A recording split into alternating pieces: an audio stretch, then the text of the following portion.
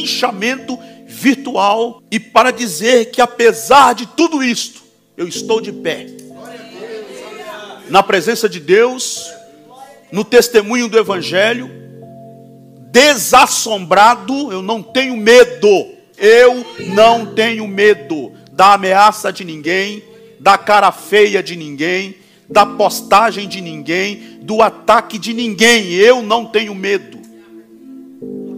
Eu fui chamado para ser pregador do Evangelho e farei isso até o último dos meus dias, pregando o Evangelho de Jesus Cristo. Agora, por quê? Talvez você que está aqui, ou você que está nos acompanhando aí pela transmissão, mas o que foi que você fez, pastor? O que foi que aconteceu? Por que fizeram tudo isso?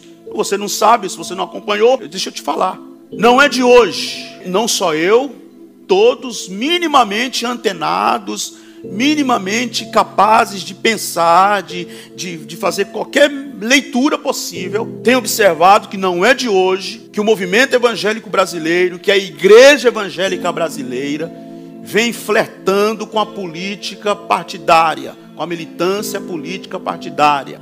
Porque nós precisamos eleger dos nossos.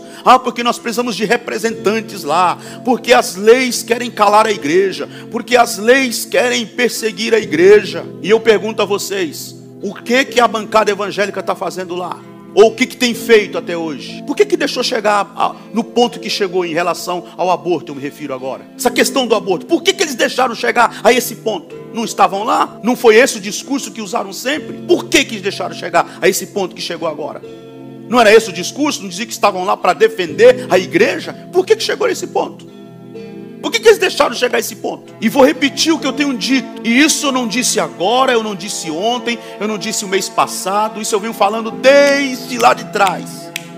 Quem acompanha o meu trabalho, quem acompanha o meu ministério, quem me acompanha há alguns anos, conhecem, sabem de minhas mensagens de 2006, 2005, 2007, 2009, que eu estava lá pregando a mesma coisa que eu tenho pregado hoje. Aliás, lá eu estava avisando, porque a igreja não tinha feito essa aliança escancarada como foi feita nos últimos 4, 5 anos. Mas havia um flerte, e eu já estava lá avisando, olha, cuidado, isso vai dar errado, isso vai dar errado. E com essa aliança escancarada dos últimos 4, 5, talvez até 6 anos, então eu vim falando e continuo falando, e vou continuar falando, que púlpito não é palco. Púlpito não é palco. Jesus não é cabo eleitoral de ninguém. A igreja não é de esquerda e nem de direita.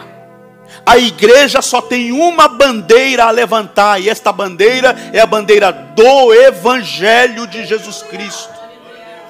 A militância da igreja é pela causa do reino, é pela causa do Evangelho. Nenhum partido político, nenhum lado político, seja esquerda, seja direita, seja centro, seja o que for, nenhum desses é um complemento do Evangelho ou é um critério do Evangelho. Nenhum desses, nenhum líder, nenhum pregador, nenhum missionário, nenhum bispo, nenhum apóstolo tem o direito, nenhum tem o direito de instrumentalizar o Evangelho com fins políticos partidários, de vender a igreja, de prostituir a palavra de Deus, de fazer negócios com a igreja como se fosse moeda de troca para favorecer político A, B ou C. Foi o que eu preguei, é o que eu tenho pregado e é o que eu continuarei pregando. Por isso eu usei aqui o texto de Paulo para dizer: jamais deixando de vos anunciar coisa alguma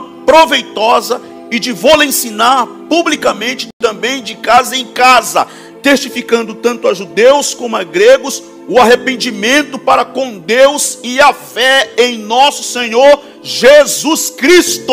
Isso é Evangelho.